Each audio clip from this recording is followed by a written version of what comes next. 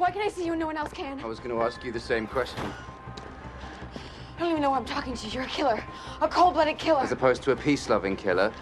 I know what I saw. You think you know. Why am I drawing this? So I was right, you're not a mundane. Excuse me? What's a mundane? Someone from the human world. Well, if I'm not a human, then what am I?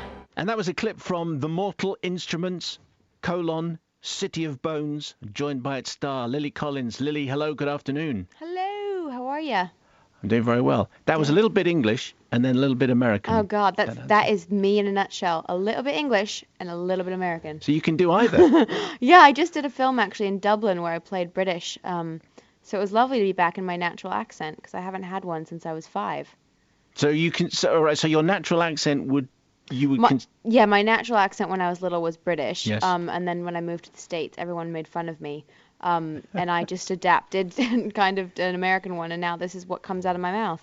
So now it's just a hodgepodge of everything. Now it's just a bit of a hot mess. Okay, so let's talk about The Mortal Instruments, City of Bones. So based on the unbelievably popular series Youth Adults YA books, I guess, by Cassandra Clare. For those of our audience who are not familiar with the intimacies here, just take us into the world of The Mortal Instruments, Lily. Well, it starts out about a young girl named Clary Frey, who I play, and she thinks of herself as a seemingly normal teenage girl from Brooklyn. And she basically goes to a club one night with her best friend Simon, and she is the only one to witness somebody killing somebody else, and nobody else can see it, and she doesn't understand why. And it turns out that Jace, who is the one killing a demon, she can see them because she's one of what he is a shadow hunter. It's like half human, half angel. And her mother gets kidnapped by the ultimate bad shadow hunter, and he uses Clary as leverage to get her mom back. And it's this kind of journey of self-discovery, and she meets all these shadow hunters along the way, and it's very dark and edgy and yeah, funny. So it's kind of got everything. It's romance, funny, drama, action. After 20 minutes of your film, I decided that I wanted to be a shadow hunter. Did you? Well, I did, because apart from anything else, you wear great gear. We do. We wear a lot of leather. So You've why got to is be very agile in the leather. Yeah, so just to explain, so the standard outfit, if you're a shadow hunter, obviously you're sort of protecting the world from demons. Just to explain, because the mythology is, there's lots and lots of stuff going on. So shadow hunters are like us. Can we see them? Are the rest of us mundanes? Just explain a little bit about this world. Right. The rest of us, humans, are mundanes, and they cannot see the shadow world unless shadow hunters make themselves visible by drawing a rune on themselves. Only shadow hunters can see other shadow hunters all the time, though, and they exist in a world that is actually simultaneously going on around us in our reality. So it's kind of these two worlds married together. Shadow hunters are normally seen in leather because it's a very durable material that can last hundreds of years, and it's very easy to move in, actually. You'd think it wouldn't be, but the leather that we were wearing was very durable and very kind of stretchy, if you will. And there's kind of like chains and buckles to hold all the weapons in, and it does sound quite edgy. It is quite club underworldy. Yes, and the stunt, you have to do a lot of, kick-ass fighting and a lot of stunts. I imagine does that make it more difficult if you're in the gear that you've just described? Well, it definitely makes it more difficult for my character because my character is in a very short and tight dress for a majority of the movie and thigh-high 6-inch leather boots, which I did not practice my stunts in until the day before, which is actually fine because Clary was very awkward in the outfit because she's not used to that kind of gear at all, which meant that as Lily, I could just pawn it off on Clary being awkward.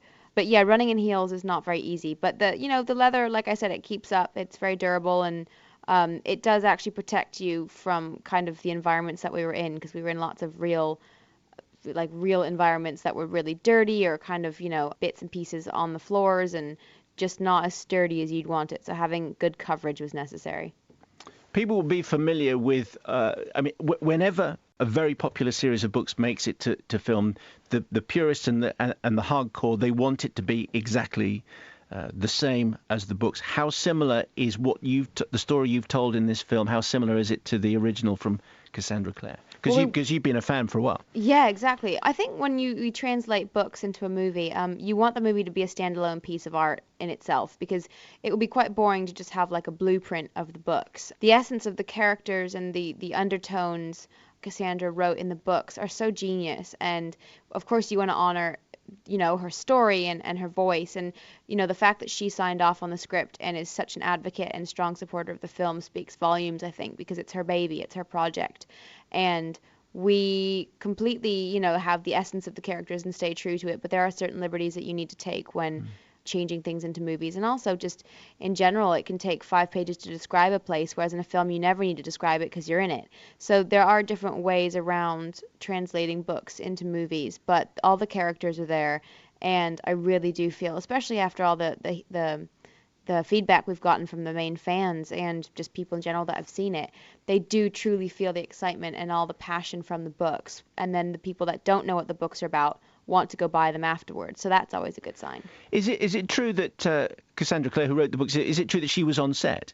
Yes, she was on set quite a bit, actually. So did that mean that could you go to her and say, could I say something different, or can I rearrange that sentence, or was it absolutely kind of nailed down as Holy Writ? No, we did a lot of improv on this, actually. We were getting new pages pretty much every day, of which we sometimes disagreed, sometimes played around with. Harold was actually the one, our director, who really encouraged improv, and if we didn't feel comfortable saying something, he'd say, well, what do you want to say instead? And so we'd do scenes multiple different ways, and Cassandra was always there, but she never really... She really supported us from day one, and truly believed that we felt, specific ways about the character because we knew them so closely. And she never interjected, but she was always there for support and for questions. Like the end of the movie, the way it was written, caused a little bit of issue with Jamie and I. And at the end of the movie, before we shot it, we went to Cassandra and voiced her our opinions, and she agreed with us and literally overnight rewrote something. So it was very collaborative. Which I think people would be surprised about, given the fact it's such a high-tech, focused film and high-energy film. You would not imagine there to be that kind of, any degree of improv at all, really, because the character and the plot are so complex. Yeah, but the thing about Harold, what made him the best director for this project, I think, is that he wanted to make this CGI, fantasy-heavy world one that was all about character and emotion, and that allowed for the CGI to be really just the icing on top, because you could really strip away the story, take away the fantasy characters, take away all the special effects, and you're left with characters and emotion and storyline that you have to feel a part of and attached to, and that's what he did. So, the special effects could happen around the scenes that we created, and he wanted to take as much time as he could to really pay attention to that. So the improv just flowed. Yeah, you've been attached to this project for 3 years now, yeah. A very long time. You must have had some times where you just thought, I mean, it's obviously a role you've been waiting to play, but there must have been times you thought, you know what, I don't think this is actually ever going to happen. Yeah, I'm a firm believer in everything happens for a reason, and because it pushed, I was able to do Mirror Mirror as well as The English Teacher and Stuck in Love. So I think I got to learn a lot and grow as an actor and as a human being before I took on Clary, and ultimately actually taking on Snow White, another literary character that is way more well-known than Clary, allowed me to get over either the fears or the anxieties of playing a literary character that everyone feels they know. So it really prepared me better to play Clary.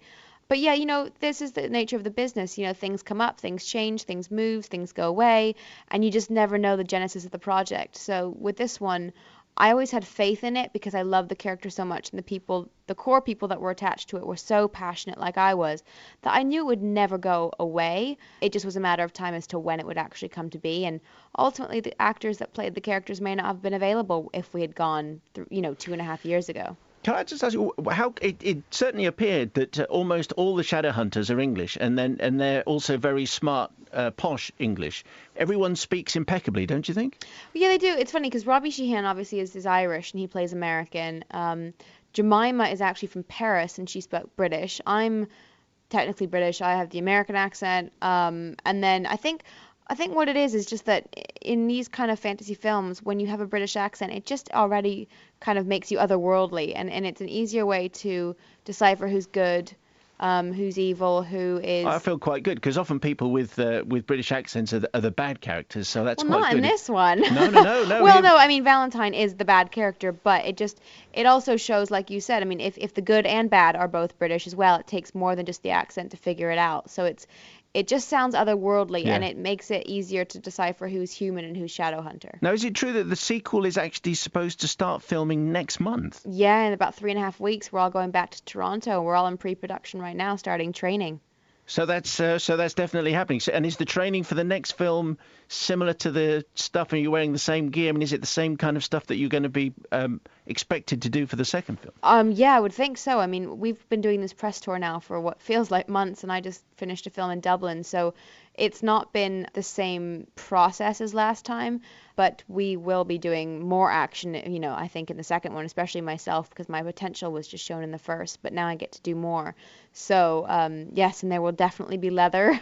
The Shadowhunter uniforms never change. They might, alter a little bit, but it's still going to be the same vibe, the same underground grunge kind of feel. We appreciate you spending some time with us, Lily. Thank you very much indeed. Thank you so much for having me.